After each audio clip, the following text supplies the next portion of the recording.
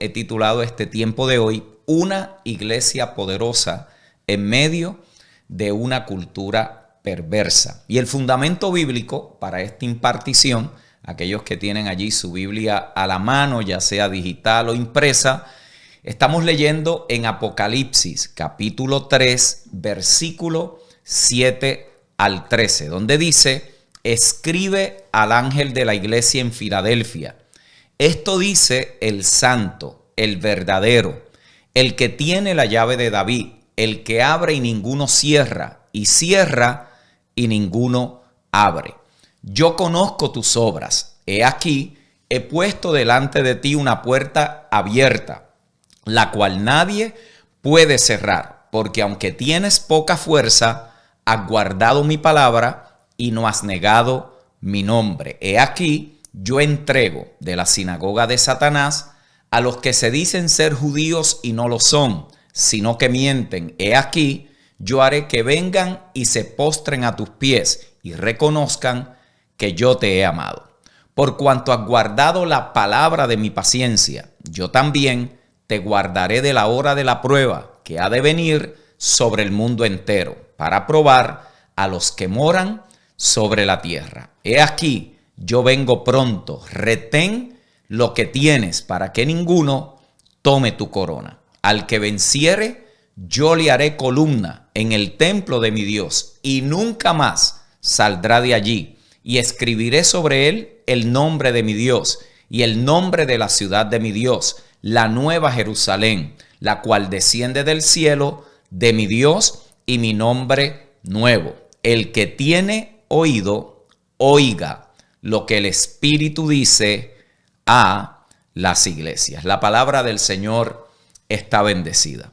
Yo creo que para ninguno de nosotros es noticia saber que la cultura y generación que nos ha tocado enfrentar en nuestro tiempo se caracteriza por la confusión, la carencia de valores, la mezcla de religiones y filosofías. Y esto no nos debe de extrañar, porque Pablo en 2 de Timoteo capítulo 3 verso 1, un texto que muy probable ustedes han leído muchas veces, dice: también debes saber esto. A Timoteo él le está diciendo que en los postreros días vendrán tiempos peligrosos.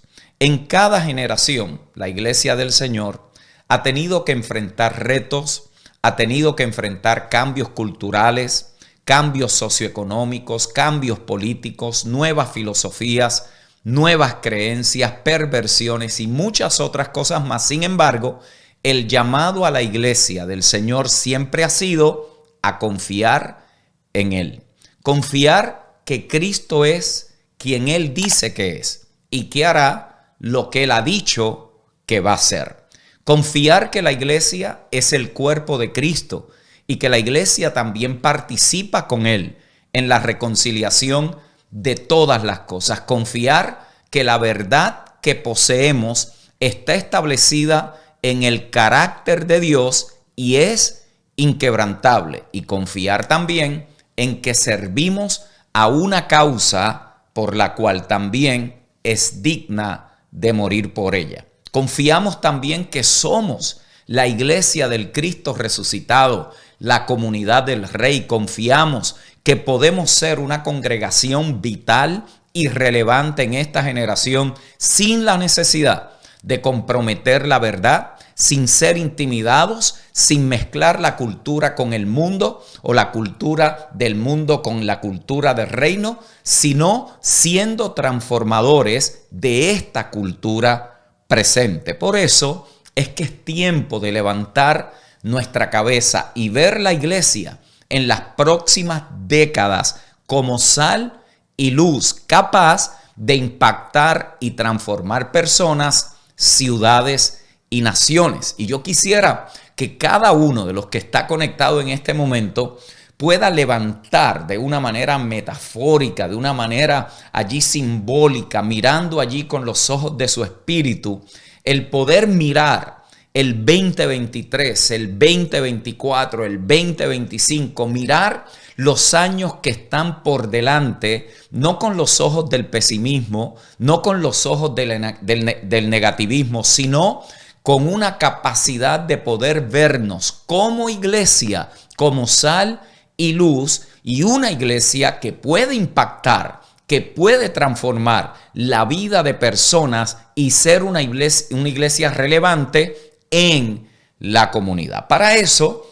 vamos a necesitar escuchar una palabra de parte del Señor, del Señor para nosotros en este tiempo. Y la iglesia del siglo XXI y esta generación necesita mucho más que una buena predicación. Necesitamos una palabra que proceda de la boca de Dios. Y eso es lo que vamos a recibir en esta noche. En esta noche yo quiero impartir esta palabra sobre el fundamento de lo que le dijo el Señor a una de las 7 iglesias del Asia Menor durante el primer siglo, específicamente la iglesia de Filadelfia. En el libro de Apocalipsis se presenta al Señor como el que está en medio de los 7 candeleros y dice que tiene a su diestra 7 estrellas. Estas estrellas están en su mano derecha y son símbolos de autoridad, de favor y de protección. Dice que para cada estrella tiene un mensaje y ese mensaje tiene que ser comunicado a cada una de esas iglesias. El mensaje que la iglesia posee y donde la iglesia ejerce su ministerio es en medio de una cultura perversa. Y esa cultura, la cual se caracteriza, y en nuestro tiempo es la que nos es a nosotros importante, es una cultura donde carece la verdad absoluta del evangelio, donde se caracteriza por el humanismo, el ateísmo, el evolucionismo, la amoralidad, el relativismo. Una cultura que es motivada por la fantasía fatalista, exalta más la naturaleza que el creador de ella, orientada a las emociones y sensaciones. Una cultura que pretende redefinir a Dios y que impone una nueva tolerancia que se caracteriza por la violencia. Esas son características de nuestra cultura en el presente. Lamentablemente, en muchas ocasiones, la iglesia ha tratado de enfrentar la cultura con rituales carentes de vida en vez de una espiritualidad dinámica, con métodos y astucia en vez de poder espiritual, una actividad pacífica y conformista en vez de fervor y pasión espiritual, y en muchas ocasiones una creatividad carnal en vez de principios espirituales. Y es precisamente esa incapacidad la que ha provocado una confusión cultural, una confusión donde hay más apariencia de poder, pero no hay desarrollo y madurez. Se ha abrazado la mentira de la cultura en vez de la verdad absoluta del evangelio, y el resultado ha sido miles de congregaciones que sobreviven, pero no son agentes de transformación y colaboradores de la reconciliación de todas las cosas en Cristo el Señor. Pero es en medio, mis queridos hermanos y hermanas, es en medio de esa realidad que el Señor levanta congregaciones, que el Señor levanta un cuerpo, una congregación, una iglesia, y los edifica. Y esas congregaciones florecen en medio del desierto. Es más, ayúdeme con esto, dígalo allí: floreceremos en medio del desierto. Dígalo y repítalo allí conmigo: floreceremos en medio del desierto. También son congregaciones prósperas y altamente favorecidas. Son congregaciones de avanzada, congregaciones reformadas, congregaciones de crecimiento, congregaciones ungidas, congregaciones poderosas, congregaciones con una mentalidad de reino edificada y sostenida por la gracia y fundamentada en el nuevo pacto. Diga conmigo ahora: nosotros somos ese tipo de congregación. Dígalo conmigo: nosotros somos ese tipo de congregación. Noten por allí que la visión que Juan tiene en el libro de Apocalipsis, él oye al Señor. Juan oye que el Señor le dice. Y cuando él oye al Señor, es que el misterio de las 7 estrellas, dice él, que Jesús le dijo, que has visto en mi diestra, y de los 7 candeleros de oro. Dice, las 7 estrellas son los ángeles de las 7 iglesias, y los 7 candeleros que has visto son las 7 iglesias. Eso es lo primero que él recibe en Apocalipsis capítulo 1, verso 20. Y esto es importante porque esa visión de Juan nos introduce a todo lo que consideran las cartas a estas 7 iglesias, y es un principio que a nosotros nos debe de sostener en este tiempo, independientemente de cuál sea lo que esté sucediendo en nuestra cultura. Y es que Cristo sostiene, dirige y habita su iglesia. Dígalo conmigo: Cristo sostiene, dirige y habita su iglesia. Dígalo otra vez para que no se le olvide. Diga: Cristo sostiene, dirige y habita su iglesia. Le dice el Señor a Juan que los ángeles de las 7 iglesias representan los líderes reconocidos de cada una de aquellas congregaciones. A cada ángel de la iglesia se le dirige una carta que contenía reconocimiento y reprensión, y cada uno eran vistos como personas que podían pecar y arrepentirse, unos que podían ser perseguidos y morir, otros que podían caer en herejías y también ser perfeccionados por los sufrimientos. Lo importante de todo esto es que estos líderes estaban en la diestra del Señor, el que los constituyó, los transforma, los equipa y están bajo su poder e influencia. Por eso, una congregación que ha madurado a través del tiempo comprende la importancia de la oración por los líderes que el Señor les ha dado. Voy a repetir eso porque es importante. Una congregación que ha madurado, una congregación que quiere ser relevante en una generación, una congregación que enfrenta los embates de una cultura que trata de desplazarla, que trata de oprimirla, que trata de influenciarla. Este tipo de congregación que madura a través del tiempo comprende la importancia de la oración por los líderes que el Señor le ha constituido. Y si bien es cierto que a los que el Señor llama están en su diestra, como dice Juan, y el Señor mismo los transforma, el Señor mismo los equipa, también es evidente en la carta que estos líderes pueden ser sobrecogidos por la cultura, pueden desalentarse por la carencia del fruto, pueden enfrentar la realidad de no saber cómo conectar con la gente del tiempo presente porque dicen que ya nada le trabaja. Estos líderes también enfrentan situaciones personales, de salud, de familia, con sus empresas, enfrentan situaciones con el matrimonio, luchas que en muchas ocasiones tienen que sufrir y vivir callados. En muchas ocasiones no están preparados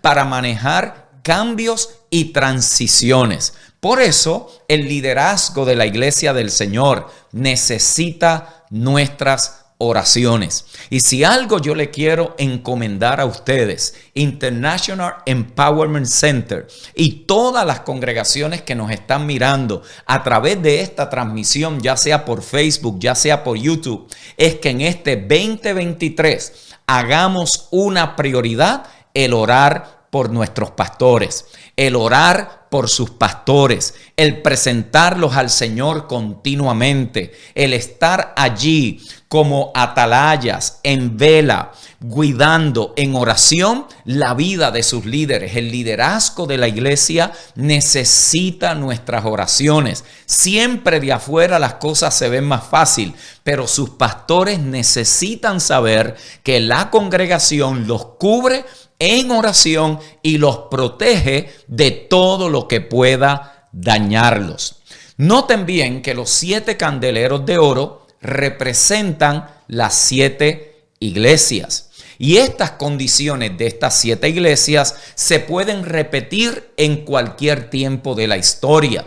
Si bien es cierto que es algo puntual y que los destinatarios originales de estas cartas fueron personas que vivieron en tiempo real, en un momento específico, en un punto geográfico particular, también es cierto que lo que aquí se está considerando son principios espirituales que trascienden el tiempo, la geografía, la cultura, el estatus político de aquel momento, porque son situaciones que tienen que ver con elementos espirituales. Por eso se dice, el que tenga oídos para oír, oiga lo que el Espíritu dice a la iglesia.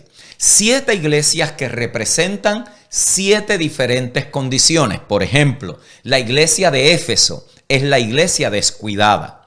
La iglesia de Esmirna es la iglesia coronada. La iglesia de Pérgamo es la iglesia que se comprometió. La iglesia de Tiatira es la iglesia que se corrompió. La iglesia de Sardis es la iglesia muerta. La iglesia de Filadelfia es la iglesia con llaves. La iglesia de la Odisea es la iglesia tibia. Y noten cómo cada una de estas condiciones de la iglesia nos pueden suceder a nosotros también si nos dejamos influenciar por la cultura.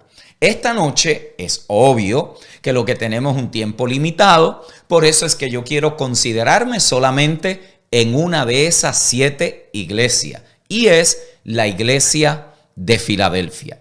Porque me parece que para lo que hoy el Señor quiere que nosotros entendamos, lo que representa y lo que sucede con esta iglesia es muy puntual. A Filadelfia se le conocía como una ciudad joven. Estaba a 28 millas al sureste de Sardis. La llamaban también la pequeña Atenas por la cantidad de templos que había en esa ciudad. Fue una ciudad que se edificó para establecer la cultura griega, era pura filosofía y un sistema de valores griegos. La fuerza profética de la iglesia de Filadelfia también se conoce históricamente. De hecho, desde el año 100 hasta el año 160, la iglesia en Filadelfia prosperó bajo el ministerio de una profetisa que dicen los historiadores que se llamaba Aminia, que era reconocida como una de las que ministraba con Agabo y las 4 hijas de Felipe, que eran profetisas que ustedes leen en el libro de los Hechos. Filadelfia era una ciudad estratégica ubicada en la ruta principal hacia Roma. Pero un dato particular de esta ciudad era que sus ciudadanos tenían una actitud muy pesimista. Póngale atención a esto, porque nada de esto se escribe en un vacío. Hay unas razones que provocan que el Señor se dirija a esta iglesia de la manera en que lo hace. Los ciudadanos tenían una actitud muy pesimista. Los historiadores dicen que en el año 17 fue destruida por un terremoto y dicen que temblores menores se sintieron por años y cada vez que sucedían les recordaba la destrucción pasada y en el peligro en que ellos se encontraban. Por lo tanto, cada temblor les recordaba y abría la puerta para el temor, para la desesperanza, para las imaginaciones vanas y una mentalidad de que aquí no hay futuro. Un historiador llamado Trabo dice que los temblores sucedían todos los días, continuamente. La vida de los residentes era interrumpida, sus casas estaban agrietadas y muchas partes de la ciudad permanecía en ruinas. Muchos se quedaron viviendo en las afueras de la ciudad por temor a las calles de la ciudad. Filadelfia era una ciudad que necesitaba entonces una palabra para su futuro. La iglesia en Filadelfia necesitaba escuchar qué era lo que Dios quería y tenía que decirle en medio del pesimismo, en medio de las situaciones que estaban allí sucediendo en esa ciudad. Por eso el contenido de la carta a la iglesia de Filadelfia es revelador. Los versos que leímos resaltan 3 cosas particulares. Número 1, que el Señor conoce nuestras victorias y nuestros fracasos. Segundo, que Él conoce nuestros retos y nuestras dificultades. Y tercero, que Él conoce nuestro nombre nuevo. Note cómo dice, el que tiene oído, oiga lo que el Espíritu dice, no dijo, dice, tiempo presente continuo a las iglesias. Lo que el Espíritu le habla a la iglesia, hay que oírlo con oídos espirituales. No es lo que le dicen los medios de comunicación a la iglesia, no es lo que le dice el periódico, y créanme, no es lo que le dicen los políticos, los economistas, los educadores, los profetas de catástrofe, no es la voz de los hombres u otros espíritus, sino lo que el Espíritu le dice a la iglesia. ¿Quién lo dice? Dice Juan, que se les revela, es el santo y el verdadero. Por lo tanto, lo que él va a recibir es confiable. Es confiable porque el carácter del que lo dice, la naturaleza del que lo declara, es santo y es verdadero. Mis queridos hermanos y hermanas, la próxima década está sellada en la palabra de Cristo, no en las circunstancias del momento. Lo voy a repetir. No importa lo que esté sucediendo, no importa lo que estemos viviendo.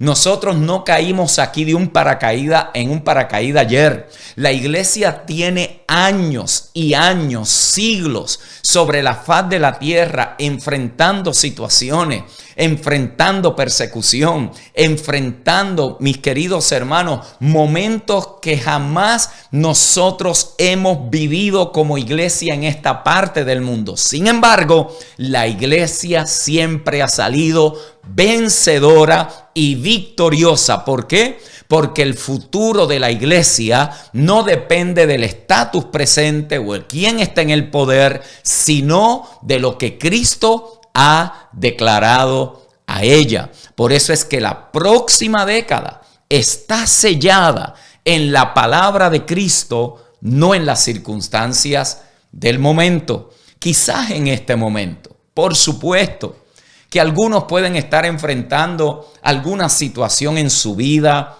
familia, negocio, ministerio, empresa, finanzas, y a veces parece que no hay mucha esperanza. A veces sucede como estos ciudadanos de Filadelfia: aquí no hay futuro. Es un pesimismo silencioso, es un cinismo disfrazado con precaución, pero la realidad es que cada temblor en tu mundo puede abrir la puerta para ver al Señor obrando maravillosamente, o te puede paralizar el temor que cause el momento. Por eso hoy yo declaro en el Señor y me paro en esa palabra inquebrantable de que muchos hoy levantan su cabeza más allá de las situaciones del presente y van a ver al Señor obrando de una manera extraordinaria. Van a ver al Señor que le dice a Juan: yo soy el que tengo las llaves de David.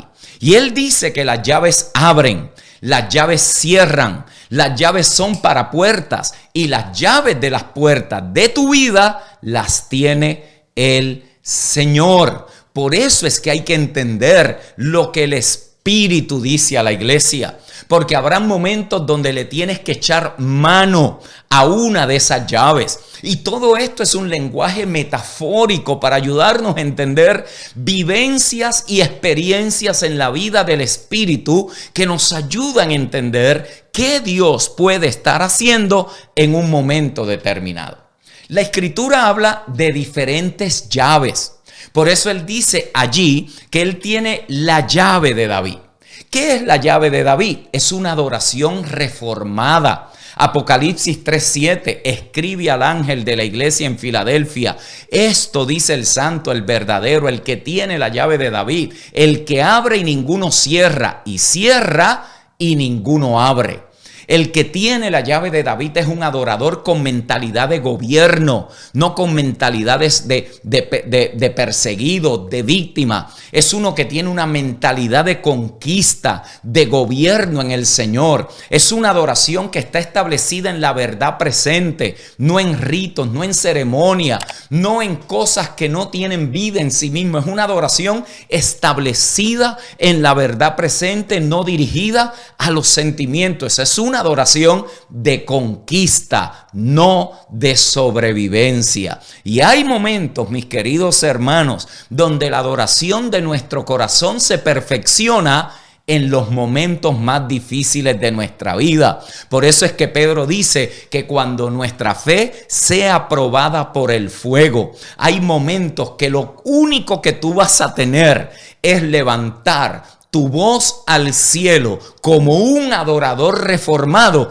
y decir: Señor, a pesar de lo que estoy viviendo, estoy reconociendo tu señorío y gobierno sobre mi vida. También Jesús habla de las llaves del conocimiento. Esto es una nueva habilidad para aprender. Lucas capítulo 11, verso 52. ¡Ay de vosotros, intérpretes de la ley! Porque habéis quitado la llave de la ciencia. Vosotros mismos no entrasteis y a los que entraban se lo impedisteis. Es la llave de una nueva manera de aprender. ¿Cómo es que nosotros aprendemos lo que de Dios debemos de saber? Porque ahora hemos sido hechos y tenemos la mente de Cristo.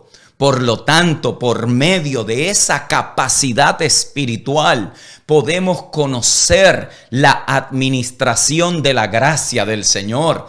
Ahora tenemos las llaves del conocimiento, una nueva retentiva, una nueva pasión por el aprender todo el consejo de Dios. Tenemos las llaves del conocimiento. Aquellos escribas y fariseos se lo negaron a la gente, pero en Cristo nosotros tenemos su mente para conocer lo que de Dios hemos recibido. También se habla de las llaves de la muerte y del infierno. Y eso habla de un nuevo comienzo. ¿Por qué lo sabemos? Porque el verso lo dice. Apocalipsis 1:18. El que vivo y estuve muerto. El que vivo y estuve muerto. Mas he aquí que vivo por los siglos de los siglos. Amén. Y tengo las llaves de la muerte y del Hades. Mis amados hermanos y hermanas, no estamos luchando por una victoria. Estamos en una actitud de guerra desde un triunfo obtenido en la cruz del Calvario. Pelea la buena batalla de la fe. No porque tienes que ganar la victoria, sino por cuanto Cristo ganó la victoria, nos ha hecho más que vencedores. También Apocalipsis 9:1 habla de la llave del pozo del abismo. Eso habla de una fe renovada para ser libre de cualquier condición. Dice allí: el quinto ángel tocó la trompeta y vi una estrella que cayó del cielo a la tierra y se le dio la llave del pozo del abismo. Y por último, en esta lista de llaves que habla la Escritura, está Mateo 18:18, que son las llaves del reino, el poder para ejercer gobierno. De cierto os digo que todo lo que atéis en la tierra será atado en el cielo, y todo lo que desatéis en la tierra será desatado en el cielo. El que tiene las llaves te dice: he aquí, he puesto delante de ti una puerta abierta, la cual nadie puede cerrar. La puerta habla de una nueva oportunidad, habla de un nuevo tiempo.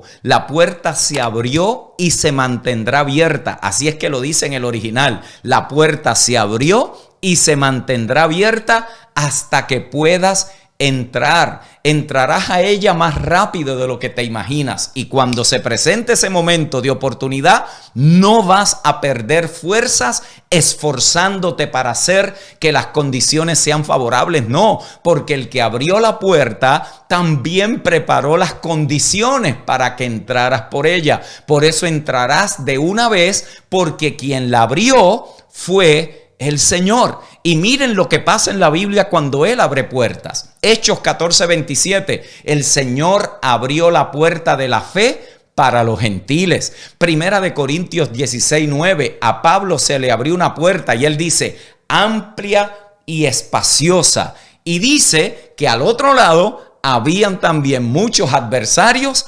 esperándolo. En Segunda de Corintios 2:12, a Pablo se le abrió una puerta en Troas para predicar a Cristo. En Colosenses 4:3, Pablo pide la oración para que se le abra una puerta para predicar el misterio de Cristo por el cual él estaba en cadenas. En Oseas 2:15, el Señor también le dio el valle de Acor como puerta de esperanza. Y Apocalipsis 4:1 dice que se le abrió delante de Juan una puerta abierta en el cielo. Los adversarios tratarán de cerrarla, pero no podrán. Escúcheme bien, mis queridos hermanos.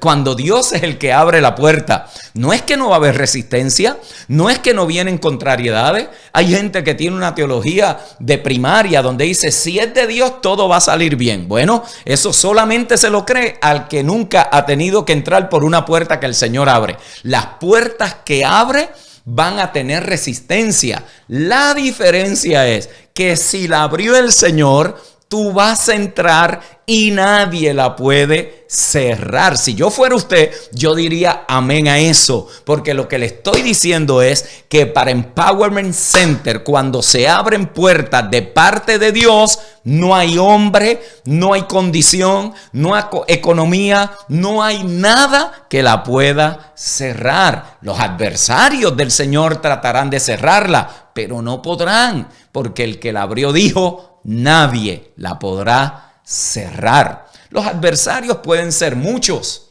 pero cuando nuestra motivación es la manifestación del reino, reconciliar a los hombres con Dios, impactar nuestras comunidades con el evangelio de la gracia, nadie la puede cerrar.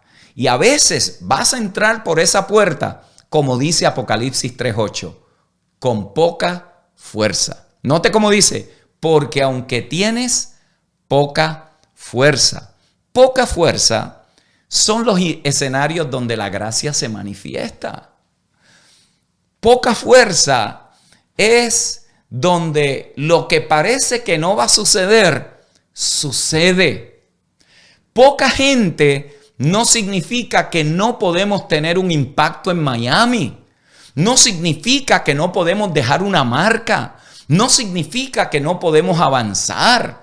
Pocos recursos no significa que no se pueden hacer grandes cosas.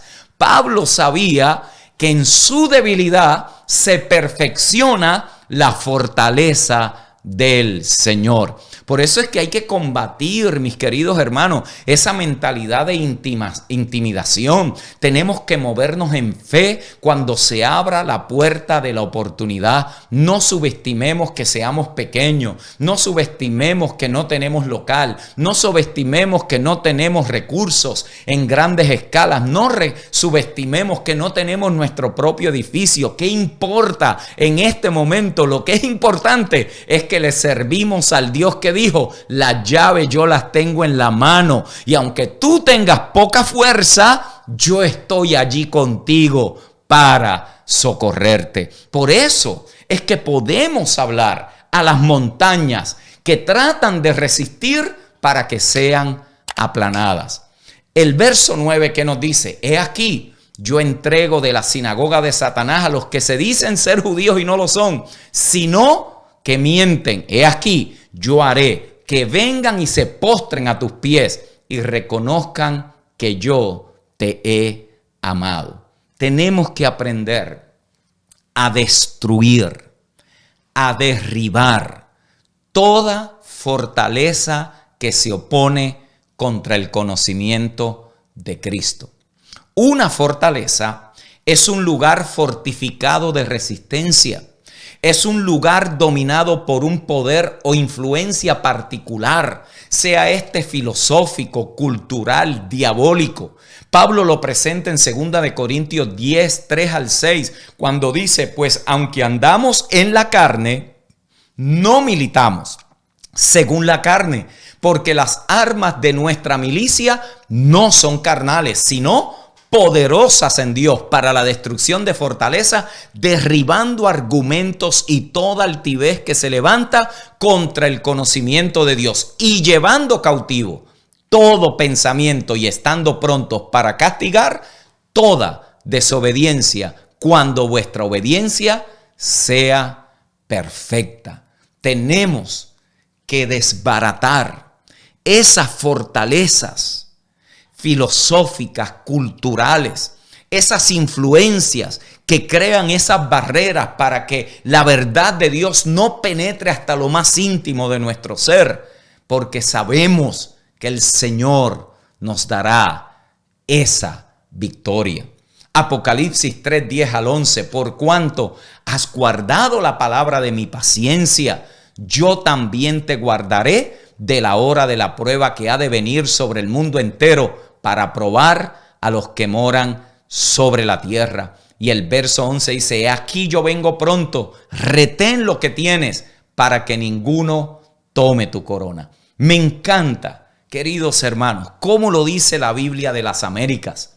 Dice, porque has guardado la palabra de mi perseverancia, yo también te guardaré de la hora de la prueba, esa hora que está por venir sobre todo el mundo para poner a prueba a los que habitan sobre la tierra. La palabra perseverancia es del griego upomone, que significa soportar pacientemente, permanecer firme, sin moverte ante las fuerzas de contrainfluencias, oposición o desánimo. La declaración la hora de la prueba es del griego peirasmaos, que significa adversidad, aflicción, prueba. Es la temporada de prueba, la prueba del carácter, la fe y la santidad. Y dice allí, retén, échale mano, posee, domina. Es tomar posesión de lo que ya es tuyo. Por eso hay que desarrollar la destreza en lo que ya tenemos en la mano.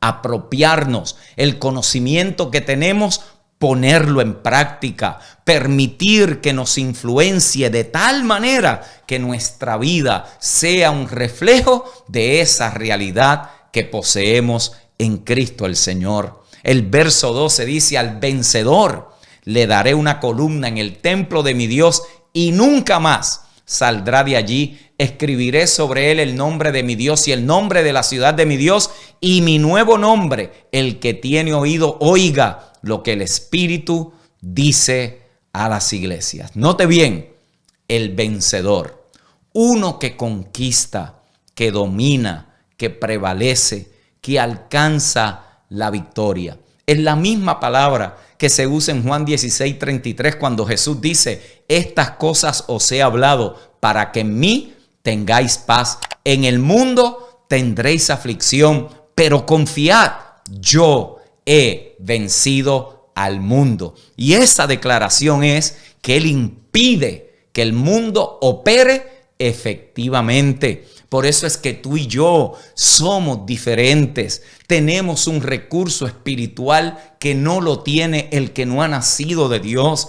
Tenemos una ventaja significativa. Tenemos la vida del Dios eterno residiendo en nosotros y transformándonos continuamente. Cada creyente tiene que vencer la influencia de la cultura para no conformarse, sino ser conformado a Cristo por medio de la renovación del entendimiento. Cada líder tiene que vencer esas poderosas influencias de la cultura y no desanimarse y sentirse derrotado, sino edificar poderosas congregaciones y personas en medio de una cultura perversa. Pablo se lo dijo a Timoteo, pero en caso que me tarde, te escribo, 1 Timoteo 3:15, para que sepas cómo debe conducirse uno en la casa de Dios, que es la iglesia del Dios vivo, columna y sostén de la verdad. Y termino con lo siguiente: la identidad de una iglesia poderosa está formada en Cristo. En Él somos, en Él vivimos y en Él nos movemos. Lo voy a volver a repetir. La identidad de una iglesia poderosa está formada en Cristo. No es en cuántos congregantes tiene, no es en el tamaño del edificio, no es en la influencia que tengan sus miembros, no es en el alcance que tengamos por los medios. La identidad de una iglesia poderosa está formada en Cristo. En Él somos, en Él vivimos y en Él nos movemos. Él es la cabeza de la iglesia y ha dicho que Él mismo la va a edificar y que las puertas del Hades, las influencias de la cultura, los cambios sociales, políticos y económicos no prevalecerán contra la iglesia del Señor.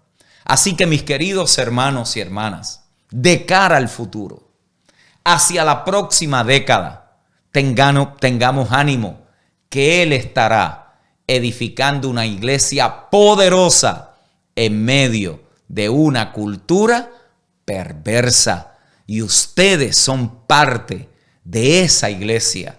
Son una congregación que está en surgimiento, que tiene un potencial extraordinario, pero tenemos que apropiarnos de lo que ya se nos ha dado. De lo contrario, seremos un secreto bien guardado. Gente que puede saber mucho, pero que no sirve para absolutamente nada. Son gente que están guardados de semana en 4 paredes, pero esos no vamos a ser nosotros. Vamos a ser una iglesia poderosa en medio de esta cultura que nos ha tocado vivir. La gracia del Señor es con cada uno de ustedes. Adelante, Empowerment Center, porque lo mejor ya comenzó.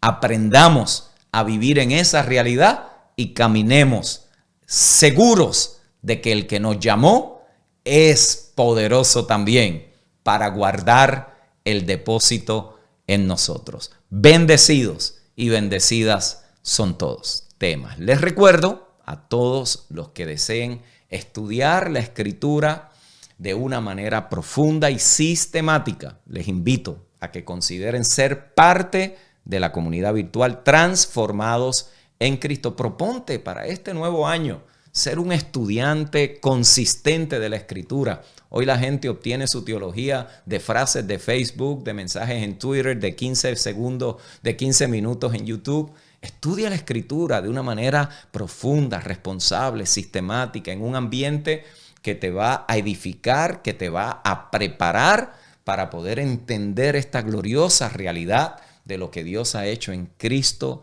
para salvación de la humanidad por causa de su propósito eterno. Así que les invito, son 60 días que usted puede conectarse allí completamente gratis y puede ser parte de esta comunidad global, internacional, de estudiantes de diferentes países que estudian en vivo. Todos los martes nos reunimos a las 7:30 y también en cursos y clases pregrabadas que usted encuentra en la plataforma junto con muchos otros recursos que hemos colocado allí para tu edificación y formación en el Señor. Así que, mis queridos hermanos, esto concluye la lección de hoy.